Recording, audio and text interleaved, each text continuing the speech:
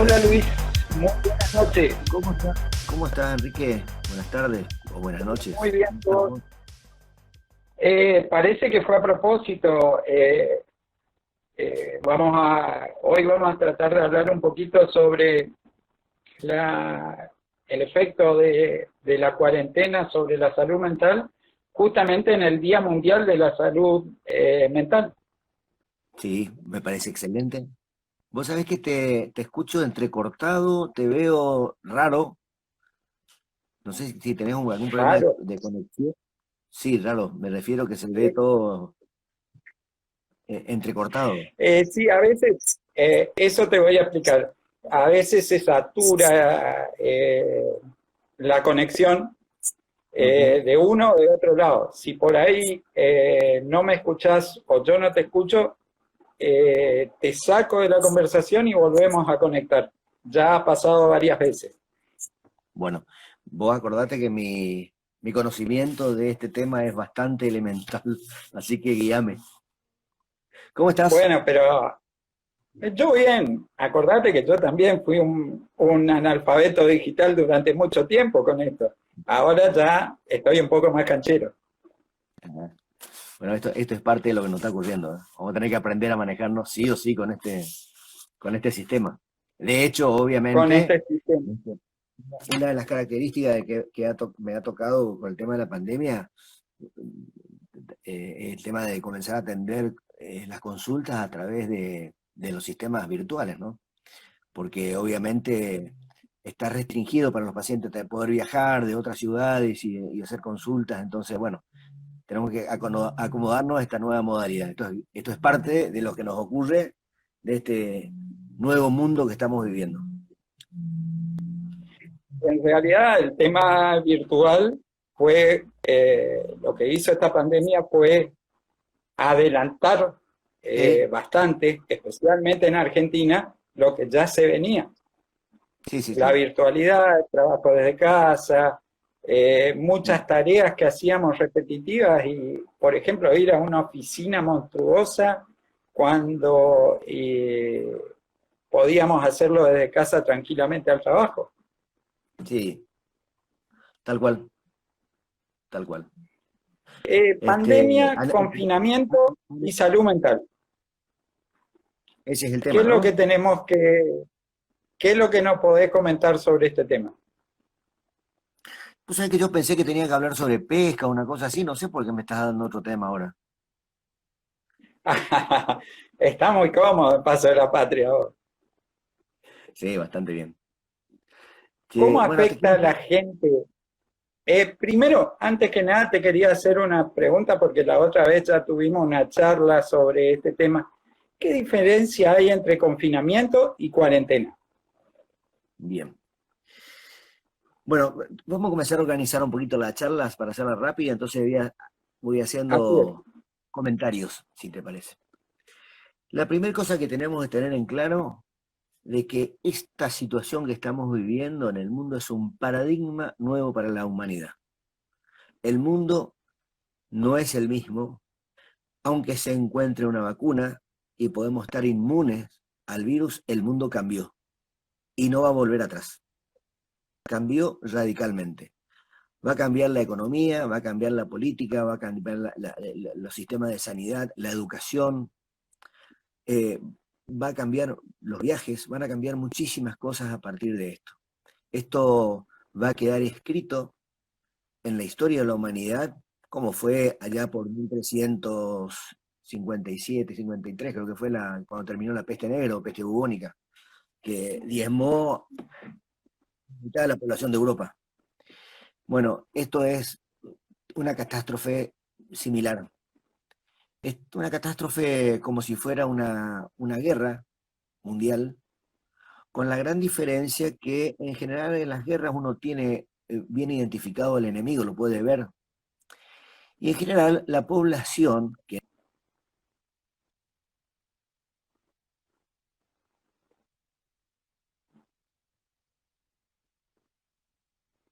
nuestro enemigo atacó a uno de los líderes más importantes, por lo menos desde el punto de vista político, del mundo, que fue a Trump. O sea, ni él se salvó de este problema de los virus. Y yo creo que debemos partir de esa base, de entender de que esto no es una infección, sino que es una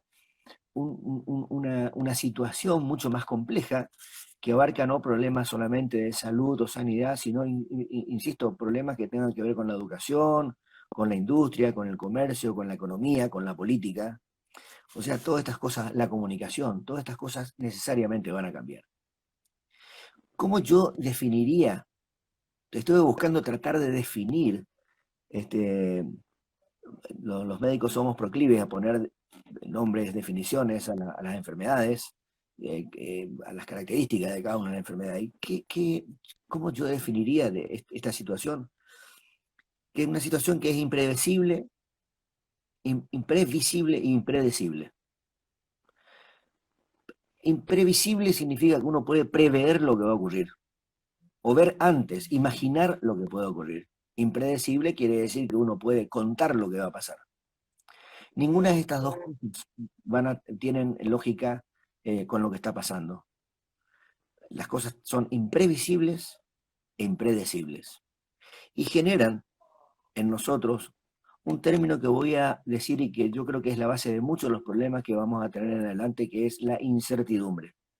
Incertidumbre significa no tener certeza de lo que va a ocurrir. Si no sabemos ver o prever, no podemos decir lo que va a ocurrir, obviamente vamos a tener incertidumbre. Pero la incertidumbre genera además otra cantidad de cosas, entre ellas la inquietud, la preocupación, ocuparse de algo que no sabe de qué va a ser, que es el motivo de muchas enfermedades y que no están en el presente, sino están en nuestra vida imaginaria en el futuro. ¿Qué sabemos de esto? Bueno, sabemos que es un virus, hay dos tipos de virus, los que tienen ARN y los que tienen ADN. Este es un virus que tiene ARN, o sea que una vez que uno se contagia y se cura, el virus desaparece del organismo, no así el SIDA, por ejemplo, o el herpes, que queda dentro de nuestro organismo. Y tiene una cubierta proteica que aparentemente es bastante lábil, en el sentido que se puede, con jabón o con alcohol, disolver esa cubierta que tiene la forma de corona, porque tiene todos unos pinches, para decirlo muy, muy clarito, y que esos pinches son pequeñas llaves que vamos a ver qué es lo que hacen. Este virus tiene 0.07 micrones, o sea, es muy pequeñito. No es el primer coronavirus. El primer coronavirus se llamaba SARS-CoV, igual que este, pero apareció en el año 2002. SARS quiere decir síndrome respiratorio agudo severo. ¿Por qué? Y porque una cantidad de gentes fallecían a raíz de afecciones de las vías respiratorias, especialmente neumonías.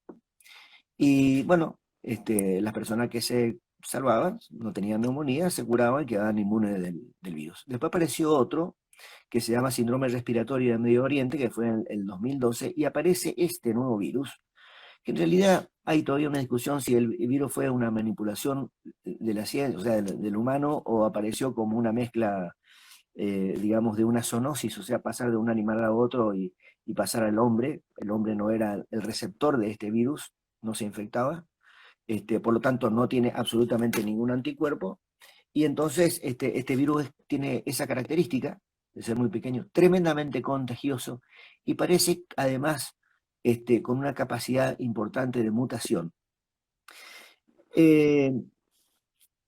Como te decía, la cubierta del virus tiene unos pinches o unas coronas que serían las llaves donde entran en unos receptores que hay en las células, que son los ladrillos que constituyen nuestro organismo, y penetran adentro de la célula, y una vez que entran, son dos receptores, un receptor que se llama el receptor de la enzima convertidora de angiotensina, es uno. Parece por eso que los hipertensos somos más vulnerables a la penetración del virus, y ahora se encontró otro receptor que se llama neuropilina 1. Aquellas personas que tienen los dos receptores o que tienen más población de esos receptores son personas más susceptibles a infectarse, o el virus penetra con más facilidad dentro del organismo. Ahora, lo que no sabemos es, a partir de que el virus entra dentro del organismo, el organismo se infecta. Una cantidad de personas no tienen ningún síntoma, no tener síntomas significa no tener ninguna complicación, ni fiebre, ni nada. Y ocasionalmente se enteran que están, por un examen, que están contagiados. Y otras personas se mueren. Una cantidad de personas se mueren. Lo que sabemos que las personas que se mueren somos personas que tenemos más edad, más de 65 años, que tengamos alguna afección como ser obesidad, diabetes, inmunosupresión, enfermedades del aparato respiratorio. Son personas que parece que somos más vulnerables a tener complicaciones con el virus. Pero lo cierto es que todas las personas se pueden infectar tranquilamente. Como no sabemos qué va a pasar, los distintos gobiernos, o las distintas formas de gobiernos, encontraron una alternativa que usó el hombre desde la época de los romanos, de Constantino en adelante, y que el paradigma más conocido con nosotros es la famosa 40 giorni, o sea, los 40 días que corresponden al tiempo de incubación, en este caso, de la bacteria que producía ¿cómo se llama? La peste negra o la peste bubónica, que eran 40 días. Entonces, ese confinamiento es a aquellas personas que podían estar expuestas a la enfermedad y que se tienen que aislar durante 40 días. El confinamiento es distinto. O sea, cuando una persona está confinada, es una decisión política de, digamos, guardarnos en un lugar determinado, pero no tenemos ninguna certeza ni hemos estado en ningún contacto con el virus. En este caso con el virus, pero puede ser con un agente patógeno cualquiera, ¿no? O sea, cuando comenzó la llamada cuarentena, que en definitiva es confinamiento, ninguno de nosotros tuvo ningún contacto. Estábamos aislados. Y teóricamente, si hubiese sido una cuarentena, el virus tiene un periodo de incubación de 12 días más 2, o sea, 2 semanas. Quiere decir que a las 2 semanas nosotros tendríamos que estar afuera, porque es el tiempo de. Pero como ocurre que las personas se pueden infectando a distintos tiempos, entonces se aísla a toda la población y el tiempo puede permanecer no en cuarentena, sino en confinamiento. Yo estuve en contacto con una persona a quien estaba atendiendo en el consultorio, y al otro día yo la tuve que mandar a internar a esta paciente porque tuvo una complicación médica en el consultorio. Entonces la asistí médicamente y la derivé al Instituto de Cardiología. Por supuesto que llamé por teléfono por la tarde para saber cómo estaba la paciente, y me enteré que tenía neumonía. Hoy decir neumonía es igual que decir que esa persona está infectada por el coronavirus. Al otro día, por supuesto, me comunicaron que sí, que le dio positivo el hisopado, y yo haber tenido un contacto estrecho, ahí yo estuve en cuarentena. Quiere decir que yo tengo la seguridad, no estaba confinado. Confinado fue los 3 meses que tuve antes con toda mi familia en casa. Cuando estoy en cuarentena estoy aislado, estoy solo. ¿Se entiende? Sabiendo que he estado en contacto con una persona y que tengo que llevar el tiempo de la incubación, o sea, son 2 semanas. Lo que pasa por la cabeza de una persona que tiene confinamiento y cuarentena es distinta. Y aislamiento es cuando a la persona que está infectada tenemos la seguridad que está infectada, no como el caso mío que estaba esperando si estuviera o no infectada. Aislamiento es la persona que tenemos la seguridad que está infectada y la aislamos de la sociedad para que no contagie. ¿Estamos?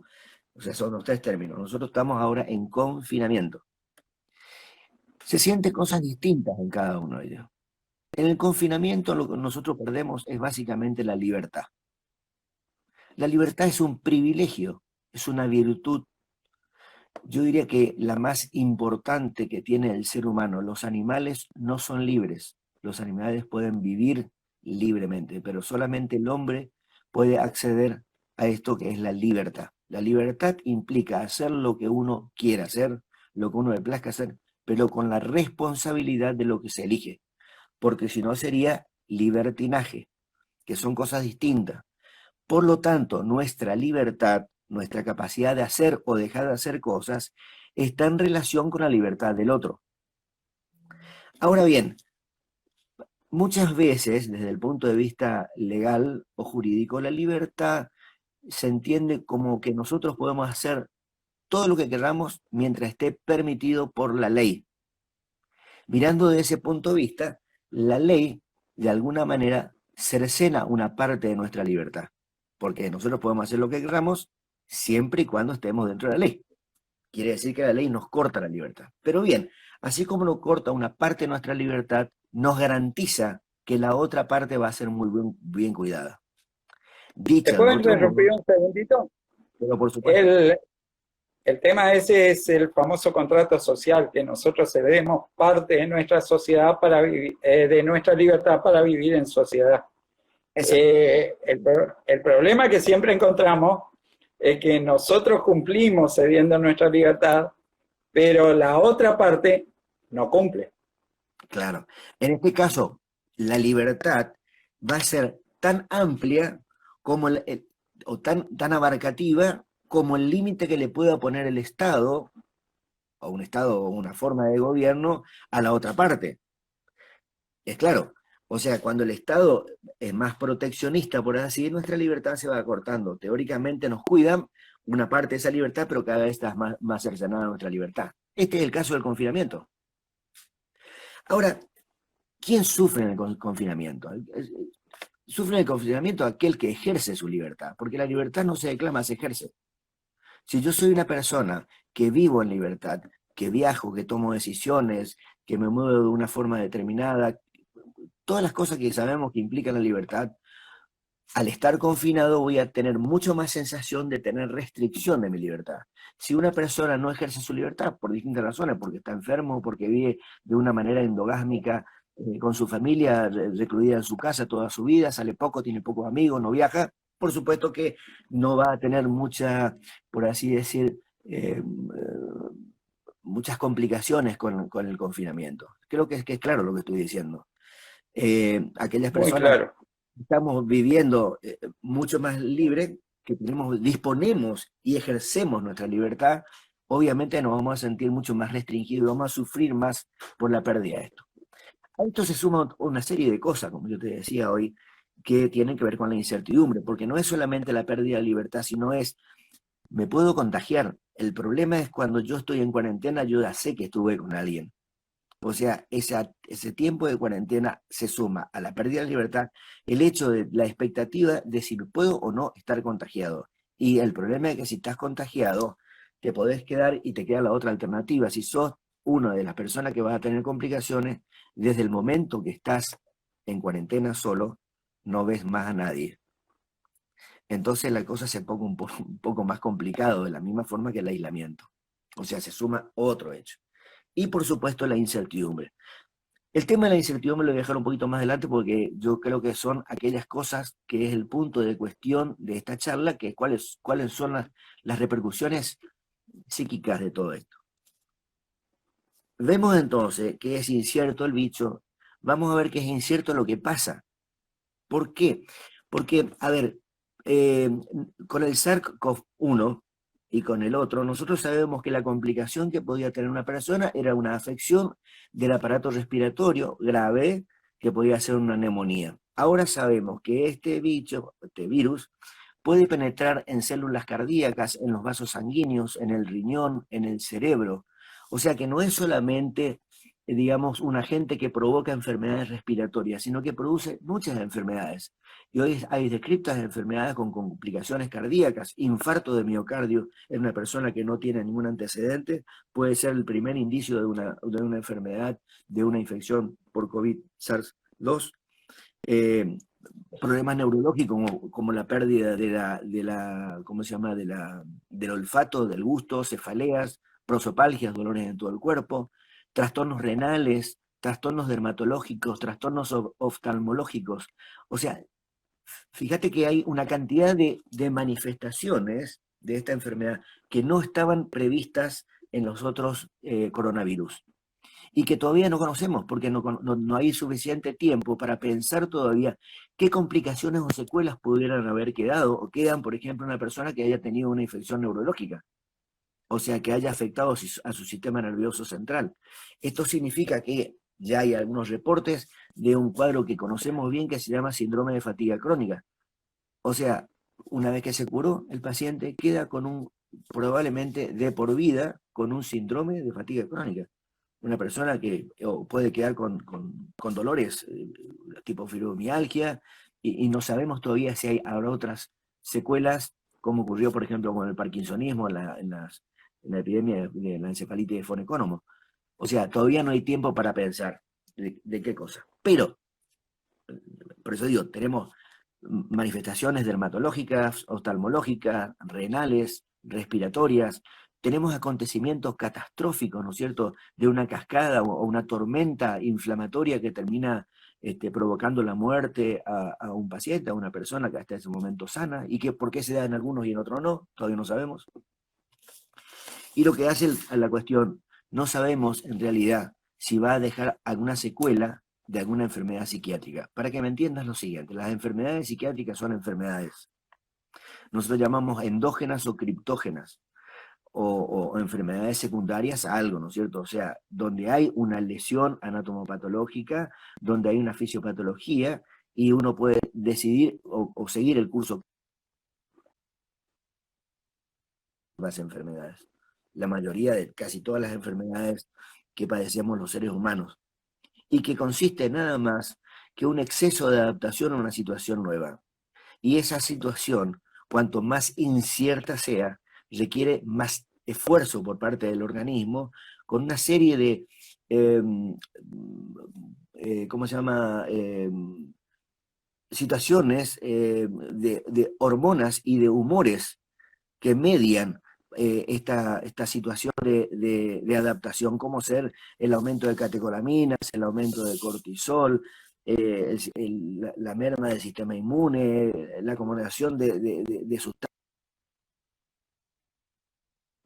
Y el estrés agudo genera una cantidad de síntomas que se ven rápidamente en, por ejemplo, dormir mal, cambiar nuestro se puede ver el estrés, la ansiedad y por supuesto cuando se termina eso, la depresión. A una enfermedad que no sé si la voy a tener porque no la veo, no conozco a mi enemigo, no sé dónde está en mi familia, están las personas que quiero, cuando las quiero abrazar.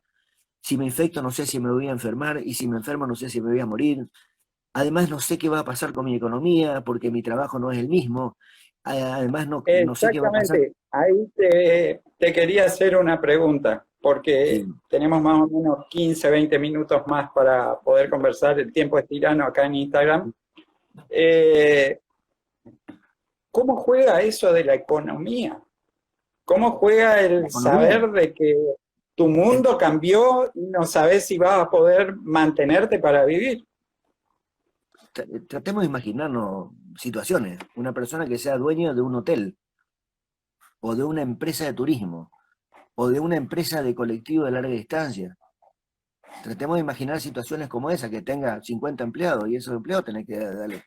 Y que no sé cuándo va a comenzar esto. O sea, yo creo que eso es bastante comprensible de entender. Eh, las cosas cambiaron, como dije, cambiaron para siempre, y cada uno tiene que buscar la forma de adecuarse. Pero ocurren muchas cosas, muchas. O sea, además de la incertidumbre esta, nosotros al estar confinados, además de eso, cambiamos nuestros hábitos, nuestras rutinas, no dormimos a la misma hora, nos levantamos a la misma hora, no comemos de la misma manera, no nos vestimos, no nos relacionamos aún con nuestra familia, porque el hecho de estar confinados, toda una familia, por más armónica que sea, no tenemos los tiempos de descanso, por así decirlo, donde cada uno de nosotros tiene sus propias eh, acercamientos hacia otras personas, sus espacios, ¿no es cierto? Y esto genera tirantez. Imagínate si esto ocurre en un núcleo familiar bien organizado, este, termina por ahí agotándose. Imagínate si hay situaciones de conflictos graves, por ejemplo, entre los cónyuges y tienen que convivir en confinamiento, la cosa se pone mucho más brava. A eso, insisto, la incertidumbre, el comer mal, el aumentar el consumo de sustancias legales o ilegales, básicamente la más común es el alcohol. No hace falta que te lo diga porque hay muchas estadísticas que muestran el aumento del consumo de alcohol. Hace unos sábados atrás estábamos en este mismo espacio, estábamos conversando con el arquitecto Carlos Gómez Sierra. Sí. lleva a pensar, inclusive estos cambios, a cómo diseñar y a cómo conseguir espacios habitables en los que cada uno de los miembros de la familia no se pisoteen uno a otro. Sí, sí, Esos sí, sí, sin conflictos duda. que se generan ahora. Sin duda. Mi hija vive en España y tiene un departamento en el centro de Madrid y estuvo 3 meses en un departamento chiquito tiene un espacio común, digamos, donde estaba sola y un dormitorio. Bueno, en el caso nuestro, yo vivo en la casa acá frente al río, tener espacio al aire libre, no es lo mismo, ¿no es cierto? O sea, cada uno tiene sus circunstancias, pero creo que y yo esto quiero que quede, porque si no de la conversación quedarían quedando en qué está pasando, contar lo que está pasando. Y me parece que por ahí tenemos que tratar de dar algún tipo de soluciones o consejos o algo así, ¿no? Porque para esto no hay un medicamento que yo toma este medicamento y te curas de esta enfermedad, porque estamos hablando de situaciones vivenciales que nos ocurre y cada uno de nosotros la va a vivenciar de manera distinta. Pero tenemos un común denominador. El primero es el aislamiento, o sea, el confinamiento. Eso significa la pérdida de la libertad, la incertidumbre, el miedo a enfermarnos, el miedo a morirnos, el miedo a perder nuestro trabajo, el miedo a la economía, el miedo a vivir en la Argentina, que para que ya por sí es un poco complicado el Que tema. es importante ese miedo. Así que fíjate qué cantidad de miedos, y a eso le sumamos además la pérdida de nuestras rutinas. Entonces yo creo que una de las cosas importantes en esta situación es tratar de mantener los ritmos circadianos. A pesar de que uno sepa que el otro día se tiene que levantar y no tiene nada que hacer porque no tiene que ir a trabajar, tratar de mantener los ritmos circadianos, o sea, los ritmos vigilia-sueño. El tiempo de ocio es un tiempo muy importante para la creatividad del ser humano. No es malo el tiempo de ocio. El tiempo de ocio es un tiempo creativo. El tiempo de ocio es un tiempo donde uno no tiene reglas ni horas. Lo que pasa es que uno no puede vivir en el ocio. Entonces, uno puede hacer cosas que tenga reglas y horas y no es trabajo, sino simplemente no es ocio. Entonces, tratar de poner reglas y horas, rutinas, hacer hábitos durante el día. Pequeños hábitos que tienen que ver con nuestra higiene personal, que tienen que ver con la actividad física, con la lectura, con el desarrollo de determinadas cualidades o habilidades que estuvieron postergadas porque estábamos trabajando, por ejemplo. Pensar que muchas veces uno dice, bueno, no tengo tiempo de hacer tal cosa, qué sé yo, aprender un oficio, eh, aprender algo que tenga que ver con el arte, con la música, con la lectura, creatividad, encontrar y desarrollar nuevos aspectos en nuestra propia vida. Y yo creo que eso es una de las cosas que puedan servirnos. Tratar de ir pensando, imaginarnos de qué manera nos vamos a acomodar nuevamente a esta nueva forma de trabajo, ¿no? Y que esto es de cada persona. Eh, Charles Darwin decía, no sobrevive el más fuerte ni el más valiente, sobreviven aquellas personas que se pueden adaptar a las situaciones nuevas. Y nada más que Darwin lo decía. Te hago, perdón la interrupción, te hago una pregunta. Estamos en confinamiento, se perdió la libertad, tenemos un montón de incertidumbres. Creemos que hay algo que están haciendo para que estemos mejor y pasan 6, 7 meses en esa condición. Algunos confinados en Capital Federal, ¿sabés lo que es vivir en un ambiente en contrafrente? Es mortal en la vida normal, imagínate ahora. Y de Sí. golpe te encontrás con que todo eso que te dijeron que servía no sirve para nada. Bueno, Te es lo mismo encontrás que con que cómo reacciona la persona, porque te encontrás con que se empiezan a morir más, te dijeron que nunca íbamos a llegar a 15.000 y estamos en 21.000 muertos, te dijeron que Suecia era un desastre y al final Suecia fue el que mejor anduvo, para el común de la gente, ¿no? ¿Cómo influye eso en la persona? Bueno, cuando yo te decía respecto a esto de la incertidumbre, porque yo supongo, y vamos a poner de buena voluntad que el gobierno argentino trató de hacerlo mejor. Cada gobierno, si hubiera una forma la certeza de que las cosas iban a funcionar, todos los gobiernos de todo el mundo utilizarían el mismo sistema. O sea, cada uno hizo lo que quería hacer o lo que le parecía. Está la famosa, ¿cómo se llama? Infección de la manada o inmunidad de la manada. Bueno, larguemos, se va a infectar una cantidad y listo. Y tal lo otro que nos tocó a nosotros este confinamiento. Nadie sabe qué va a terminar pasando. Ahora, la pregunta que vos me haces, ¿esa persona es lo mismo que me acabo de enterar ayer, salió un hombre preso con, ¿cómo se llama? Que estaba procesado por asesinato y se dieron cuenta después de 14 años que no era culpable? Exacto. Es más o menos lo mismo, ¿no es cierto? O sea, de pronto nos ponen presos y no sé, llevamos creo que 205 días, ¿no? 205, 210 días estamos llevando ya. Más o menos así Y andamos. sí, 210 días. Después de 210 días te dicen, bueno, che, esto no sirvió para nada. Bueno, no sé qué se puede hacer. Yo creo que sirve, de todas maneras. Yo siempre lo tomo esto como una experiencia personal.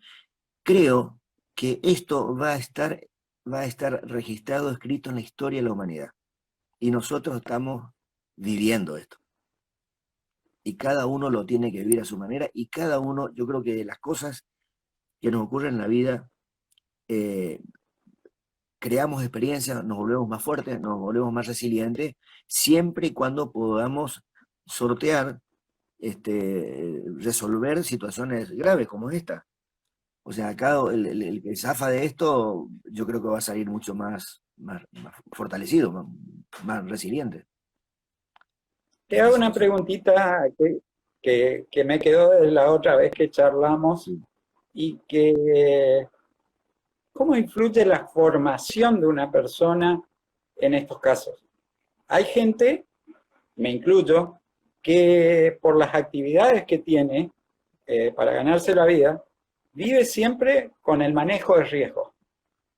¿Eh? Yo, por ejemplo, hago la parte financiera, tengo que arriesgarme en base a datos y me puede salir mal o bien. La ingeniería es igual, vos calculás, especulás que va a salir bien dentro de esos cálculos y es un riesgo permanente. ¿Cómo influye en la gente que no tiene un manejo de riesgo?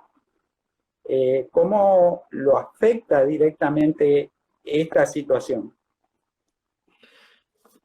Yo no sé si no conozco realmente, digamos, qué pasaría con esas personas. Yo por ahí lo vinculo más a la vulnerabilidad que tienen determinadas personas o tenemos para determinadas situaciones estresoras o estresores externos, ¿no?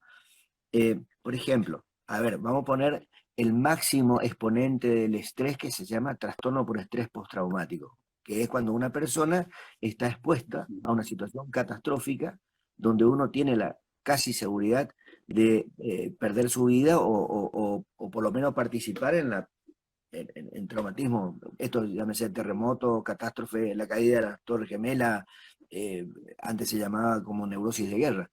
No todas las personas hacen un trastorno por estrés postraumático, solamente un 4, un 5, un 10%. O sea, tiene que haber una cantidad de cosas, vulnerabilidades biológicas que conocemos, y un poco compleja de decírtela, me parece en este momento, y aparte es tedioso porque es muy biológico, pero parece ser personas que hayan estado expuestos a microtraumas desde la infancia y que quedan una lesión en una estructura que se llaman amígdalas, que son las que median, digamos, la información emocional del hombre, y que ante esta situación las amígdalas se disparan y el hombre, la persona vive después no recordando, sino reviviendo la situación traumática.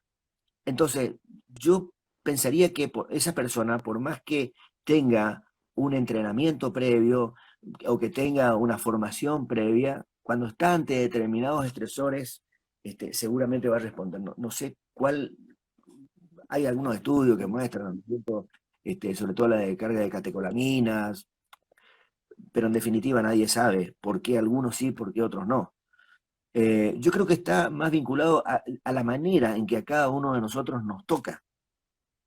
Si nosotros, por ejemplo, a ver, si una persona que tiene 65, 70 años y que vive una jubilación y vive en una casa de campo, eh, no convive con gente y le dicen, bueno, tenés que aislarte y no se aísla nada porque no viaja, no quiere salir de su campo, vivió todo ahí con su esposa, con su animalito y no le afecta para nada. Ahora, si vos estás viviendo, yo tengo un amigo que es ¿cómo se llama?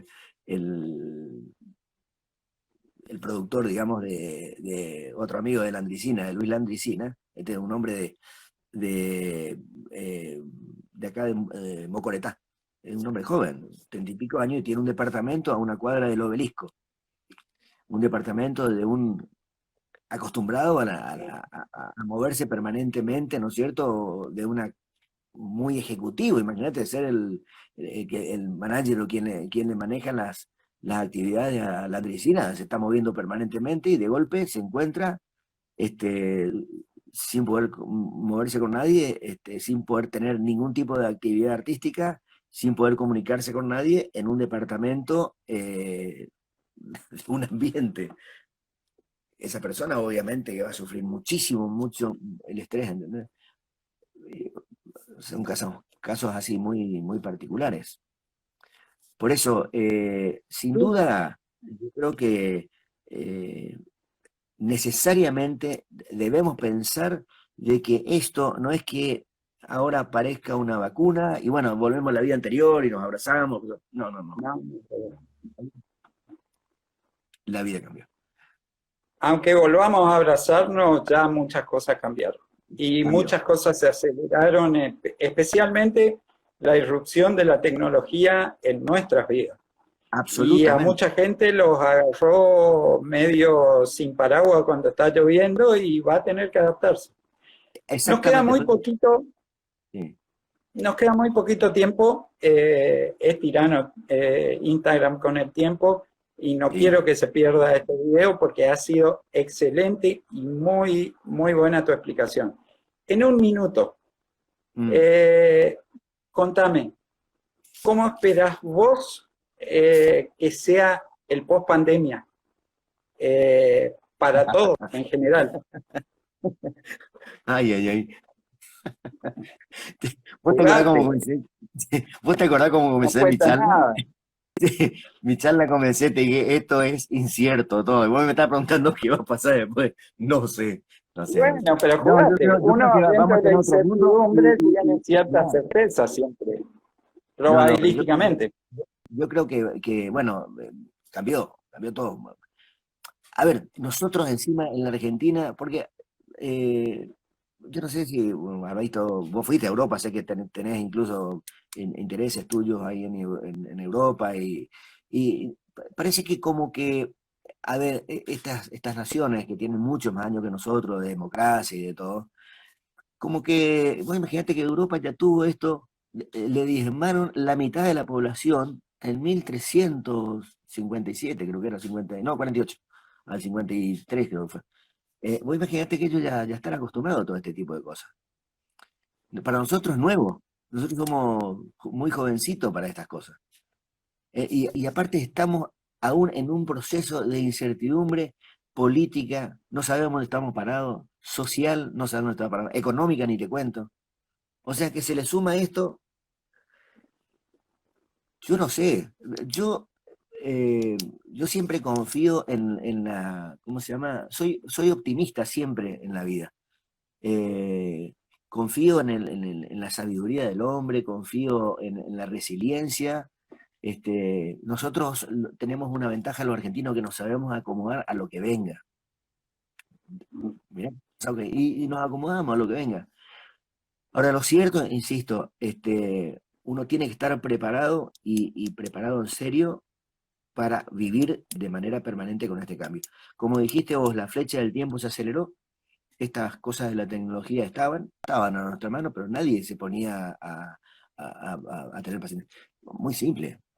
Yo tengo pacientes de Paraguay, de Formosa, del norte de Santa Fe, que para venir a una consulta tenían que perder el día, tenían que almorzar en Corrientes, gastar dinero en trasladarse. Hoy se dan cuenta que, que nos podemos comunicar tranquilamente a través de esta forma virtual y ya ese paciente no va a venir, una vez que aprenden, no va a venir nunca más a una consulta como venía antes. Es muy sencillo. Nos estamos quedando sin tiempo.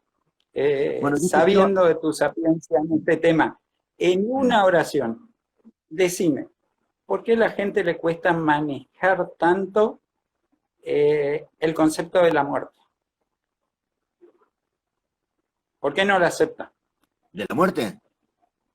Mirá, la única cosa cierta en la vida, hay dos cosas ciertas en la vida, dos nomás, y una es incierta. La única cosa cierta es que nos vamos a morir. Y la incierta es que no sabemos ni cuándo ni cómo. Pero son las únicas dos cosas. Ahora, ese es el misterio que hace que